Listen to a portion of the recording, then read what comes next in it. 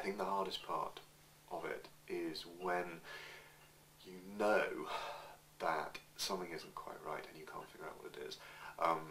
And I mean, people talk about writer's block, and I, not just in the course of this novel, but in the course of the time I spent script writing before, I don't think I've ever really encountered that. But I think it's possible to feel that you are blocked from writing when the same, whatever it is, set of learned skills or talents or whatever it is that allows you to write in the first place is telling you, either tacitly or very loudly, that what you've got so far isn't right and you need to fix it before you go on.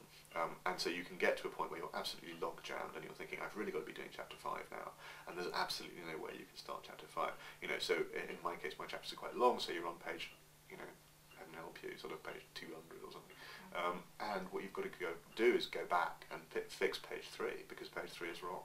You know, and that wrong is going all the way through, and you know, the errors add up, and the cumulative errors mean that you can't do anything more until you fix them and unpick them. And getting to the point where you know how to unpick and how to fix that is a grind. It's the hard work. And that is a moment which I don't treasure. Although the moment when you get past it is magic, because you're flying again, and you go from that moment of logjam to a moment where you just can't be stopped and you're charging ahead into the story.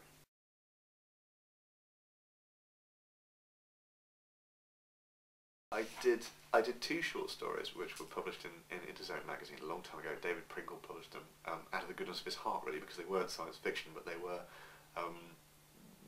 awkward in that they wouldn't fit into a kind of conventional fiction mould. So that was them, and that was in sort of 1997, 98. Yeah, I did a lot of script writing as well.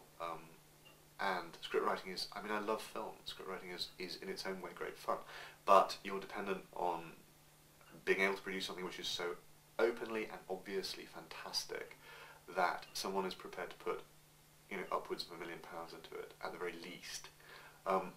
You know, and that's quite difficult.